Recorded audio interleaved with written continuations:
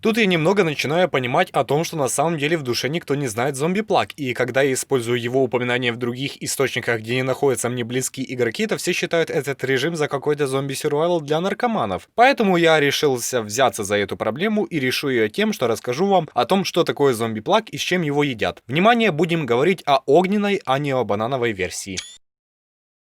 Начнем с того, что это не зомби-сюрвайвал вообще, а плаг придумали еще в то время, когда по земле ходили динозавры и люди открывали для себя CS 1.6 и Condition Zero с Source. То есть идея зомби-плага намного старее зомби-сюрвайвала и заслуживает большего уважения. Правда, какого-то черта администратор паблика подслушанный Гаррис Мод считает, что зомби-плаг в 1.6 и зомби-сюрвайвал в Гаррис Моде это один и тот же режим. Если вы ранее играли в этот режим в CS 1.6, то у вас не будет больших проблем с его освоением в Гаррис Моде. А в чем его суть? Есть, как ни странно, две команды, которые динамично меняются своими союзниками из-за системы заражений. Если вы человек, убиваете и убегаете от зомби. Если вы зомби, заражаете и бегаете за людьми. Здесь, в отличие от зомби-сюрвайвала, балансировка идет на размен людей и зомби поровну. То есть за зомби у вас такие же прекрасные шансы заразить человека, как и у человека убивать вас. К вам тут не будут относиться как к мусору, которого за зомби нужно будет только спавниться и идти на верную смерть. Вы можете неплохо отыграть, будучи одним зомби в театре боевых действий. А это свидетельствует ваша одна жизнь. Если умерли, то умерли на весь раунд. Ну так вот, вы заспавнились на одном из двух типов карт, оселых и Escape. Первым делом вы должны выбрать себе оружие. Тут исключительно по вкусу и по скиллу. Не переживайте насчет их балансировки. У них был сделан долгий расчет damage амплифайеров. После того, как вы выбрали себе основное, вторичное и холодное оружие, вы должны в зависимости от типа карты следовать следующим инструкциям. Зомби Escape карта. Тупо беги за человеком, который подозрительно опытнее тебя и знает карту.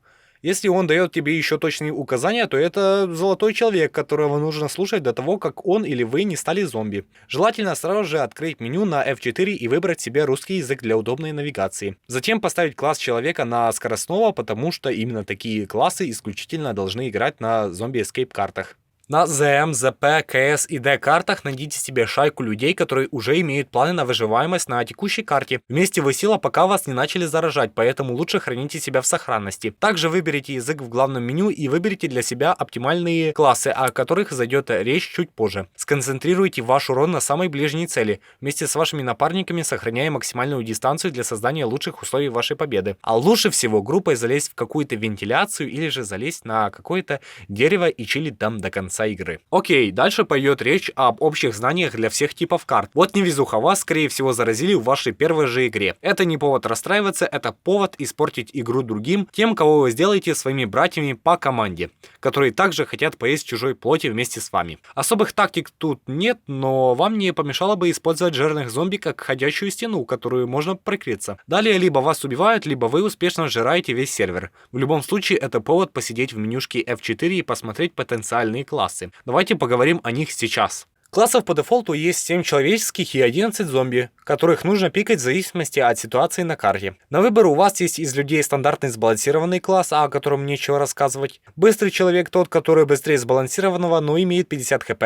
Тяжелый человек медленнее сбалансированного класса, но имеет бесплатную броню и поверх хпшки. Легкий человек класс, который лучше всего прыгает относительно других человеческих классов, как бонус не имеет урона от падения. Выносливый человек такой же, как и быстрый класс, но имеет плюс не в простом беге, а в приседе. Камуфляж — спецкласс, который имеет возможность замаскироваться под зомби. Его лучше всего брать тогда, когда игроки, с которыми вы играете, забыли о его существовании. Если вы отыграли с ним один раунд, то лучше поменяйте. И суицидник — спецкласс, который имеет свою уникальную способность по подрыву самого себя ради коммунистического будущего без зомби. Для того, чтобы активировать способность у спецклассов, нужно ввести в консоль ZP Ability. Советую вам ее забиндить. Хотя в новой версии игрового режима теперь есть встроенный бинт на ZP Ability.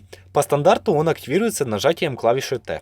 У зомби аналогичная картина, только из 11 классов. На выбор у вас есть стандартный сбалансированный класс зомби, быстрый зомби, который, быстрый, но имеет 500 хп, тяжелый зомби, медленная стена, которая имеет 4000 хп, танк зомби, стена, которая имеет 3000 хп, но при этом может на время включать режим бессмертия, так как является спецклассом. ZP Ability в помощь. Легкий зомби, который далеко прыгает, но имеет 1000 хп. Выносливый зомби. Зомби, который выносит всех на картонах, если люди спрятались в какой-то вентиляции. Также имеет 500 хп. Камуфляж — спецкласс зомби, который может замаскироваться под человека. Зомби-лич. Класс, который имеет 1000 хп и за каждое заражение получает 500 хп поверх своего.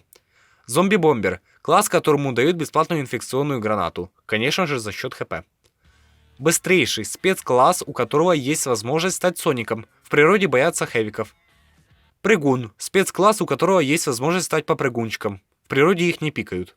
Я вам объяснил кратко, что они из себя представляют. Думаю, вы сами понимаете, когда их нужно брать и как ними играть. Далее у нас на повестке дня магазин экстра предметов. Это такой магазинчик, к которому вы все время имеете доступ, лишь бы у вас были амапаки, местная валюта, которую вы получаете за вашу активность в игровом режиме. За человека вы можете себе прикупить антидотные патроны, которые лечат зомби, в которых вы попали и делают их вашими союзниками. Броня. Та штука, которая бесплатная у Хэвика, не дает вам быстро заразиться от одного удара. Граната. Та штука, которая стоит 1 амапак и которой нужно выкуривать лоу-хэповых зомби. РПГ.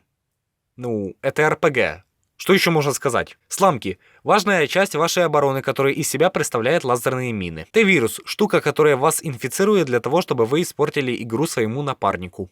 За зомби, в свою очередь, вы можете купить антидот. Штука, которая сделает вас снова человеком. Инфекционная граната. Штука, которую нужно бросать в группу людей, чтобы они стали вашими братьями. Безумство зомби. Дает вам режим бессмертия на несколько секунд. Может подойти для того, чтобы пройти вражеские сламки. Еще в игровом режиме предусмотрены другие режимы раундов. Во-первых, это инфекция. Режим, в который просто один игрок становится зомби и заражает других.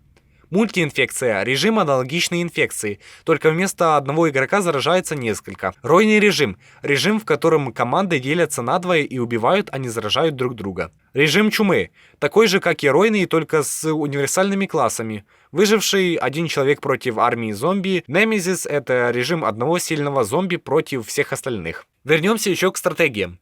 Нужно подметить тот факт, что на каждой карте должны быть разные сценарии поведения. То есть, то, что вы посмотрели это видео, не очень-то и решает. Короче говоря, вам нужно еще перед игрой желательно знать свой сценарий действий на карте. Оффплей по этой версии режима по факту проводились только у меня на сервере в целях теста карт. Можно вспомнить тоже еще парипак, на который я приглашал всех своих подписчиков. Вот только на фан-встречу никто не приходил. Вот и попросил Fire, разработчика этого игрового режима, чтобы в будущем мы занялись созданием ботов. Сейчас эти боты разрабатываются на базе лид-киллера. Это разработчик TF2 в геймоде и еще чего-то там еще. И прогресс действительно наблюдается, но нежелательными темпами. Можем повторить парипак как-то вечерком. Ссылка на Steam-группу в описании. Что-то поняли из того, что я вам сказал? Надеюсь, что да, и вы не будете спрашивать меня еще раз, в какой я там игровой режим играю. Спасибо, что слушали. У аппарата звукозаписи был Эрик Максимец. Всего вам хорошего.